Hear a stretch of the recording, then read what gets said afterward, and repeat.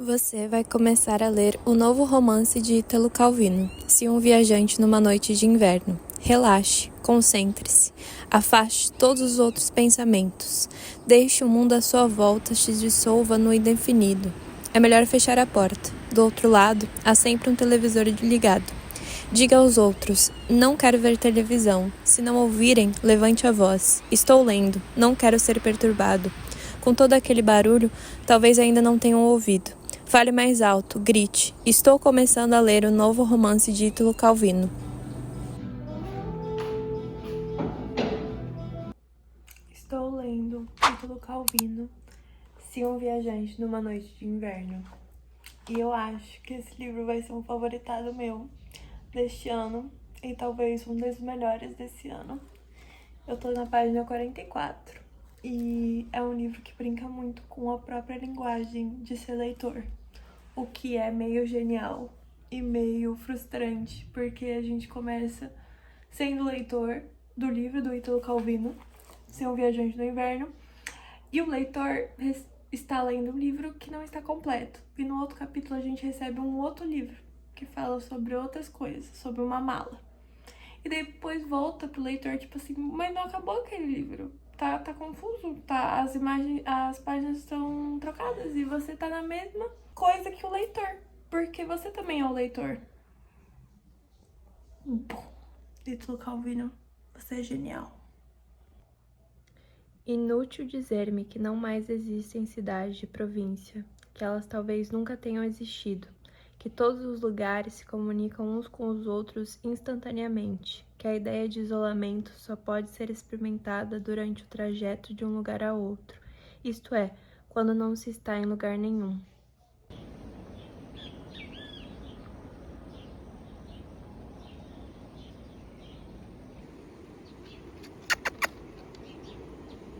Capi! Oi!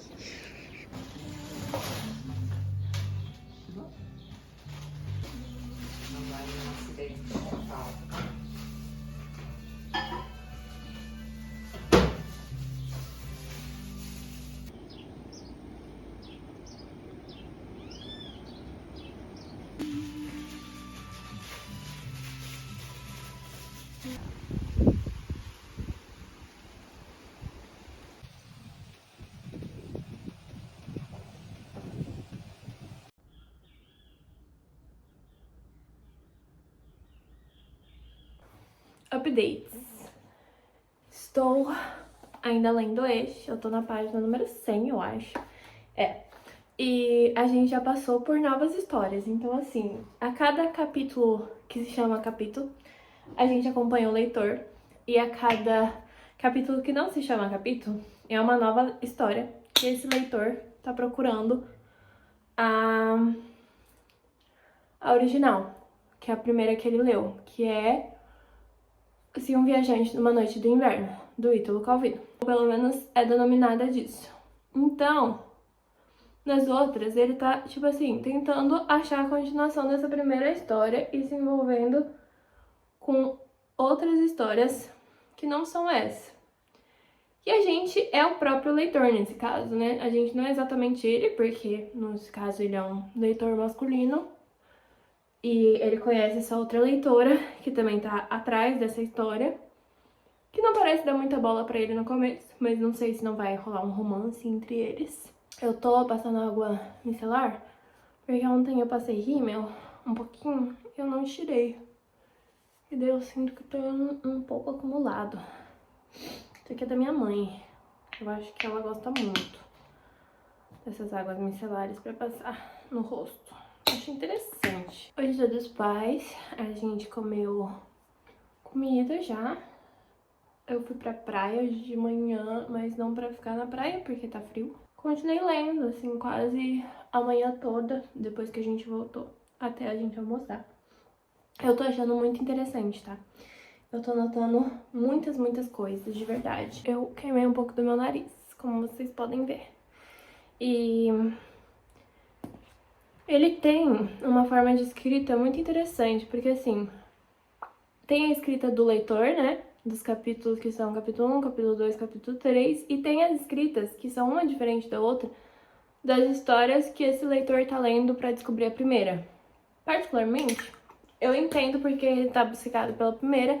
Eu não sei como o Ítalo Calvino fez a gente sentir a mesma coisa, mas eu também tô mais interessada na primeira, então eu tô, tipo, torcendo pra ele achar a primeira, mas eu acho que nunca vai acabar. Eu acho que vai ficar sem a gente saber mesmo. Mas enfim, é genial, né? Em alguns momentos, vou colocar meu óculos aqui pra ver vocês melhores. Em alguns momentos, a escrita do primeiro, do Se um Viajante numa Noite de Inverno, me lembrou A Hora da Estrela, da Clarice Lispector, no sentido de que, tipo, o personagem principal do Se um Viajante numa Noite de Inverno conversa com o autor como se ele soubesse que ele é um personagem. E na Hora da Estrela, da Clarice Lispector, a Macabea não sabe que é um personagem, mas o narrador tenta nos convencer o tempo inteiro que ele tá falando da Macabea, né? Sendo que muitas vezes ela nem é a personagem principal, que é um pouco do deboche da Clarice Lispector, né? E eu sinto que aqui tem um deboche inverso, tipo assim, o narrador tenta se fazer tão onipresente que na verdade ele é muito presente. E é um pouco do que acontece na Hora da Estrela também, só que de forma diferente. Tipo, aqui é o personagem falando, tipo assim, então, o narrador não me construiu muito bem. E se me falta adjetivos é porque ele escolheu assim, sabe? Se falta descrições minhas é porque ele escolheu ser assim. É isso, eu tô gostando bastante. Acho que vai ser sim um favoritado meu. E agora a gente tá indo pra um papo muito de tradução também, porque ele foi procurando, né, esse primeiro livro, ele achou que era de um escritor de uma língua lá que tá morta, que é... eu nem sei se eu sei falar o nome dessa língua, que é o Cimério, tá? E daí, o professor que ele procura pra tentar achar o livro, que ele acha que é dessa língua e desse país, ele vai numa faculdade e esse professor faz essa tradução na hora pra ele, né? Tipo, em oralidade, tá lendo esse conto que tem os mesmos nomes dos personagens, mas que não é a história que ele tá procurando. E daí, nesse momento, tem muito, tipo assim, do que é a tradução, né? Das dificuldades de traduzir e de escolhas de tradução, que é muito interessante. Então eu acho que é um livro muito pra quem é amante dessa parte, assim, sabe? Literatura, letras, tradução. E é um trabalho muito bacana, assim, sobre isso, eu acho. Eu acho que muitos de vocês que me acompanham querem fazer letras e também muitos dos que fazem já letras gostariam muito, muito desse aqui, porque é uma brincadeira com a própria, né, escrita, então, né, com o escrever, ler, o ser leitor, e também agora com a tradução e o processo de traduzir. E, enfim, tem umas partes muito interessantes sobre o ser leitor também, né? Por exemplo, como acompanhar o passo dessa mulher que sempre lê outro livro além daquele que tem diante dos olhos, um livro que ainda não existe, mas que, dado que ela o deseja, não pode deixar de existir. Um livro que não existe, mas que, dado que ela deseja que ele exista, ele também não existe. Enfim, aí tem outra parte muito interessante também, que é ler é ir ao encontro de algo que está para ser e ninguém sabe ainda o que será. Porque o leitor é também um processo do livro, né? Como o leitor lê uma coisa, como ele interpreta as coisas dele, como ele decide olhar esta história, é também uma parte da história, que não vai ser igual para todo mundo, né? E por isso que a literatura é tão mágica, assim. Obviamente, a gente tem isso no leitor que assiste também, né? Por exemplo, um filme. E eu acho que com o filme é um pouco mais direto, muitas vezes, o que o diretor planeja passar ao telespectador. E no livro dá pra gente deixar mais em aberto, principalmente com a literatura contemporânea. Mas é isso, essas pira, né? De, tipo assim, o livro não existe se não tem alguém lendo ele. E porque o leitor é também ativo, sabe, do processo de livro. É isso. Estou gostando muito, está me fazendo refletir muito.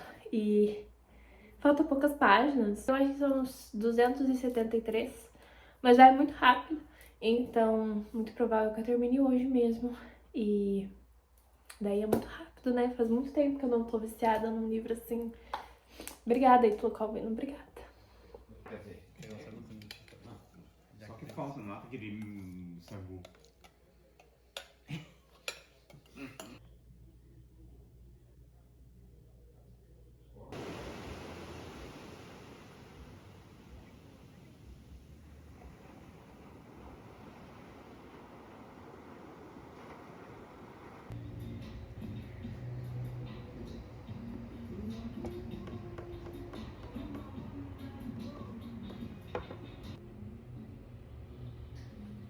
O pessoal já atacou ali, não ficou pra filmar.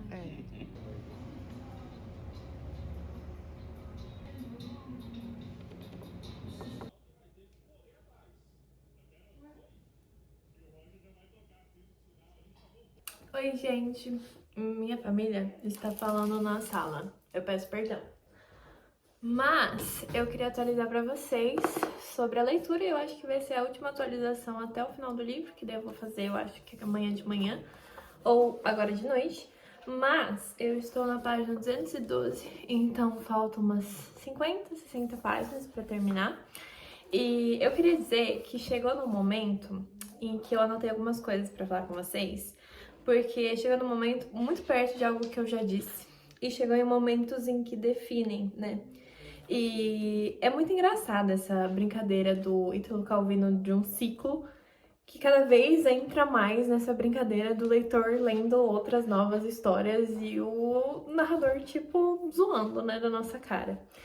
Também teve uma parte que poderia muito ser parecida com leitura dinâmica e outra parte com o processo de ler de IA. Então, eu vou primeiro ir pra parte que é o mais ou menos que eu falei no vlog, que eu não achei que ele ia abordar, mas de como para o livro existir precisa ter um leitor, certo? Então aqui. Poderei algum dia dizer, hoje escreve, assim como se diz hoje chove, hoje venta? Apenas quando me for natural utilizar o verbo escrever no impessoal, poderei esperar que através de mim se exprima algo menos limitado que a individualidade de uma única pessoa. E para o verbo ler, seria possível dizer hoje lê, como se diz hoje chove? Pensando bem, a leitura é um ato necessariamente individual, muito mais do que escrever. Supondo-se que a escrita consiga superar a imitação do autor, ela continuará a ter sentido só quando for lida por uma única pessoa e passar pelos círculos mentais dessa pessoa.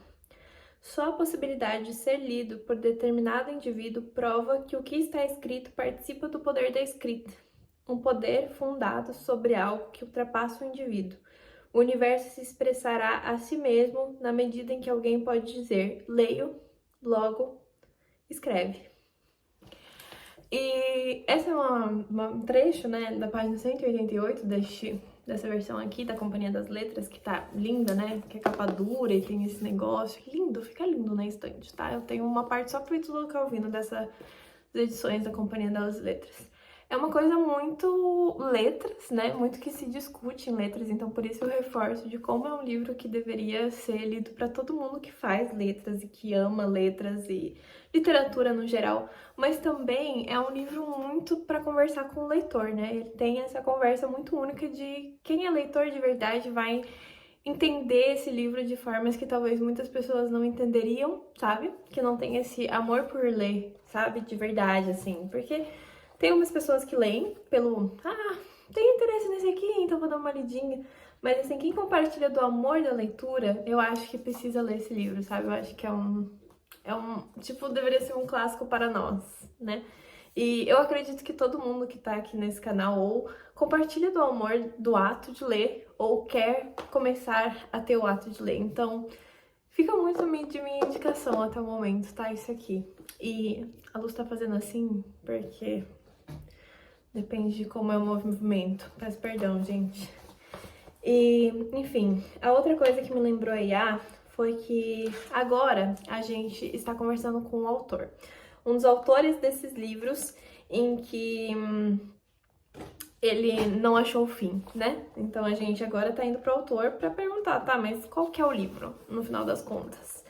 E o autor, ele vai brincar com a gente, porque daí, enfim, ele vai começar falando com outra pessoa, não com o leitor, mas com esse outro escritor que traduz dele, que tá falando que os japoneses estão fabricando equivalentes perfeitos dos produtos ocidentais de literatura. Então, assim, uma empresa de Osaka conseguiu apropriar-se da fórmula dos romances de Silas Flannery, que é o autor, e chegou a produzir textos absolutamente inéditos, de primeira qualidade, a ponto de ter invadido o mercado mundial. Uma vez retraduzidos em inglês, ou melhor, traduzidos para o inglês do qual fingiam ser traduzidos, nenhum crítico saberia distingui-los do Flannery verdadeiro. E isso aqui me lembrou um pouco da discussão que rola de IA, né? Eu, na verdade, não sei quando esse livro foi escrito pela primeira vez. Ele foi escrito pela primeira vez em 1979, tá aqui na primeira capa. Então, tipo, é bizarro que chegue uma discussão tão perto do que hoje em dia é a preocupação da escrita da inteligência artificial, né? E do sentido, acho que a gente vê mais ser discutido no quesito da arte, porque talvez ainda a inteligência artificial não consiga fazer tanto quanto um livro, né? A gente geralmente fala, ah, esse livro parece feito de IA porque ele é mal escrito. Mas a gente não sabe o quanto a IA não vai se aprofundar em fazer coisas muito parecidas, né? Então, nessa parte aqui. E daí, sobre leitura dinâmica também teve uma parte. Então, parece que ele tá pegando discussões do TikTok, do BookTok, e colocando aqui, né? No mundo das redes também, né? Como ficou uma coisa bem falada, eu gostaria de dizer, não faço leitura dinâmica, nunca fiz. Pra mim não faz sentido, não importa o direito se outra pessoa faz. Eu acho que o meu único take sobre esse assunto é que diz mais sobre consumir conteúdo que muitas vezes dá pra perceber que a pessoa não tem um envolvimento muito claro em um, sabe, aprofundamento no texto e fazer disso ser super perfeito é mais sobre quem consome, talvez. Porque se dá pra fazer leitura dinâmica e independente pra mim se a pessoa faz ou não, eu não vejo sentido, porque, né, eu estudo livro, eu trabalho com livro e eu gosto de ler, então, enfim. E eu quero dizer, no sentido, tipo assim, se dá pra fazer leitura dinâmica e as pessoas mesmo assim vão gostar do que tu tá falando, então, tipo assim, sabe? Também, por que não fazer, né? Eu tenho certeza que se eu fizesse, ia ficar muito na cara, entendeu? Eu não ia falar o tanto que eu falo, eu não ia conseguir vender os livros quanto que eu vendo, porque eu acho que o que tem aqui nesse canal é porque as pessoas veem o quanto eu me envolvo com as histórias, ou o quanto eu não me envolvo nem um pouco com elas, né? Quando eu odeio muito um livro, eu odeio mesmo. Enfim, eu agradeço por vocês estarem me ouvindo, mesmo sem falar de leitura, sabe? Eu acho que chegou nesse nível, tipo assim, meu Deus, não faço leitura dinâmica, tem gente me ouvindo, então obrigada. Eu acho que isso quer dizer que vocês prezam uma leitura mais acirrada. E é isso que eu quero dizer, talvez valha mais o que a gente assiste, o que a gente entende da crítica, sabe? Do que de quem faz. Esse é o meu único take. E nenhum hate pra ninguém que faça, tá? Eu simplesmente não me importo muito com as tretas do YouTube, no sentido de, tipo assim, eu vi esses dias, e é uma coisa muito que acontece no TikTok, de, tipo assim, falar sobre, né, essa competição de quem lê mais. E eu nunca vi, nunca na minha vida. Isso foi uma coisa que foi discutida também no BookTwitter, no BookInstagram, no BookYouTube, sabe? No BookTube. E eu nunca entendi essa discussão de, tipo, se importar tanto do que o outro lê e qual o número que o outro lê. E eu costumava falar muito nos meus vídeos que eu lia muitos, né? Que eu lia, tipo, mais de 10 livros por mês. Hoje em dia eu não consigo mais porque eu tenho outro emprego. Mas na época eu estava 100% dedicada a trabalhar com livros e trabalhar com a Twitch, porque era pandemia, eu não estava fazendo outra coisa.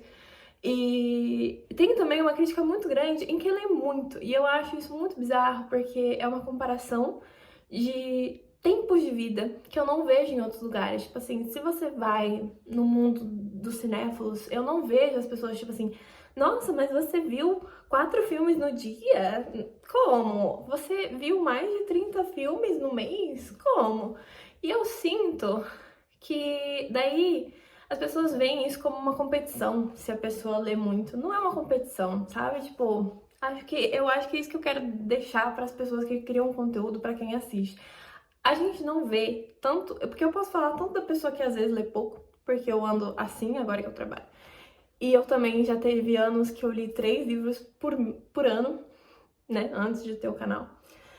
A gente não tá competindo com vocês ou entre nós, a gente tá querendo, sabe, trabalhar com isso. E para trabalhar com isso, a gente precisa ler isso. E para ler isso, a gente precisa fazer conteúdo disso. E daí, para ter conteúdo, a gente ganha mais coisa, e no caso, um valor que é horrível, né? É muito ruim, mas... Ou pelo menos é muito ruim para quem, sabe, tá na minha faixa até pra baixo, não é quase nada. Mas quanto mais a gente fala, mais visualização a gente tem. E quanto mais a gente compartilha, mais coisa tem. Se a gente falar sempre dos mesmos livros, que conteúdo que a gente tem, sabe? Então é sempre lembrar, sabe? Que cada um tem seu tempo, cada um tem sua dedicação. Eu, no meu caso, não somente tento trabalhar de livros, mas eu fazia lives onde eram 4 vezes por semana, lendo por mais de 3 horas, sabe? Então era um tempo de ler que era muito grande e muito acima da média, mas não era pra eu me achar nisso melhor, sabe, que outras pessoas. Era só pra... Eu precisava, eu tava tentando viver disso, sabe, só disso. E agora eu não tô mais vivendo só disso e provavelmente não vou, talvez nunca, porque, né, eu quero ser professora e o meu tempo vai ser diferente. E o tempo que a gente se dedica é diferente, o tempo que a gente tem de hobby também é diferente, porque, por exemplo, o meu hobby é ler. O meu trabalho, metade é ler. E o que eu estudo é literatura. Então, assim, sabe? Eu acho que é importante a gente perceber isso, né? Então, essas críticas, assim, essas tretas, esse é o meu take sobre isso. Então vamos voltar pra aqui. Porque como a gente tá falando de livros, eu sinto que a discussão central, pela primeira vez nesse canal, virou livros, leitura. Porque a gente tá falando de um livro que o foco central é a leitura, é o livro, sabe? É o objeto livro.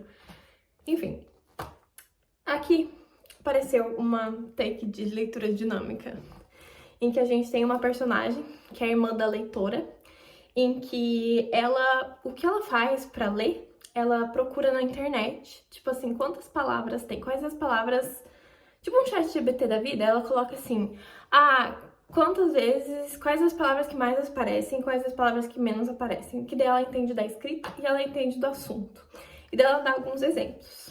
E eu achei isso muito genial, porque, de novo, né, parece um chat GPT da ideia, onde você faz isso.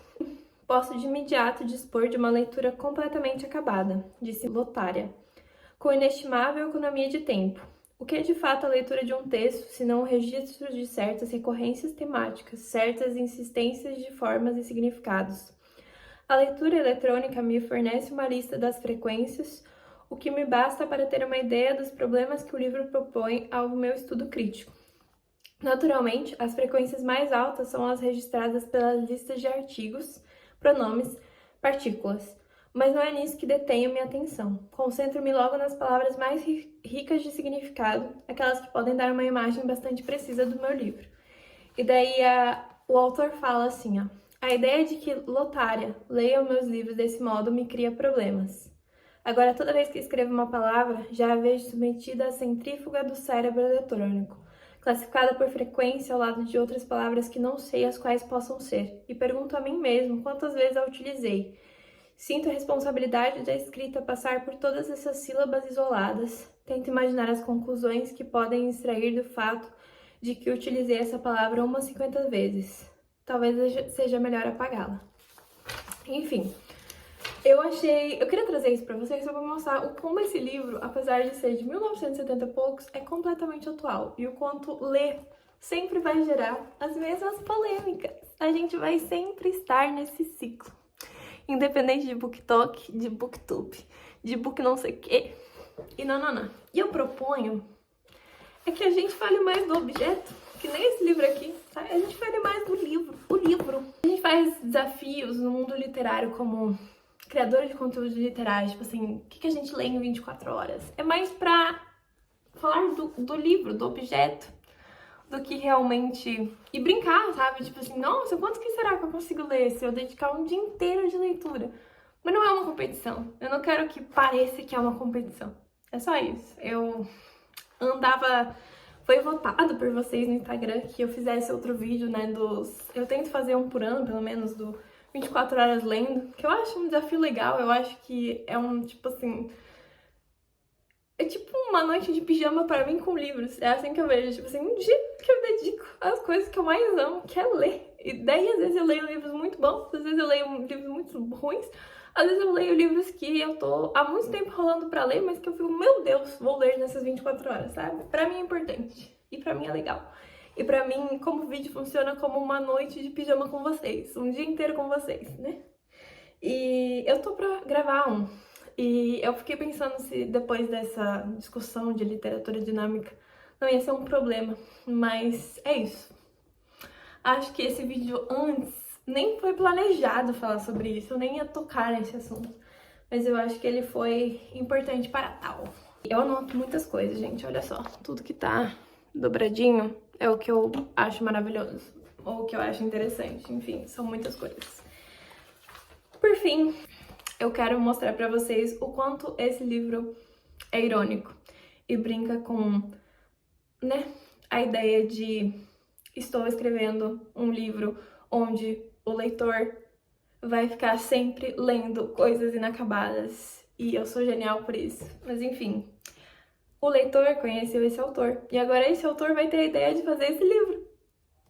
Esse aqui, porque a gente já tá no meio dele, entendeu?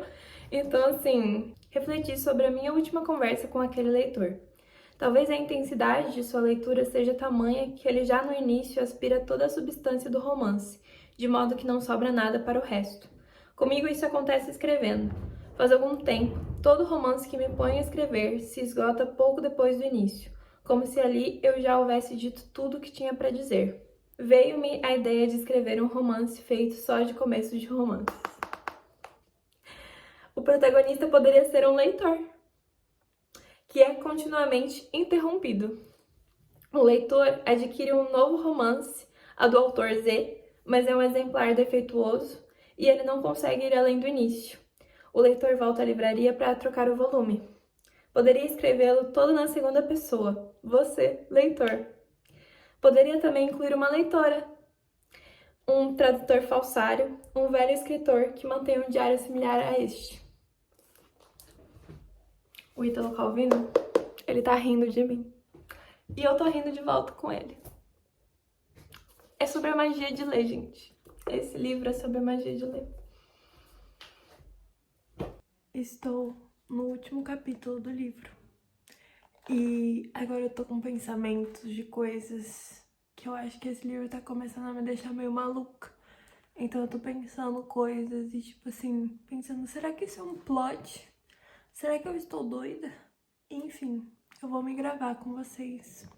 E é isso. Vamos terminar. É o que dá pra fazer, gente. É este ângulo. Vai ter que ser isso. Vamos lá.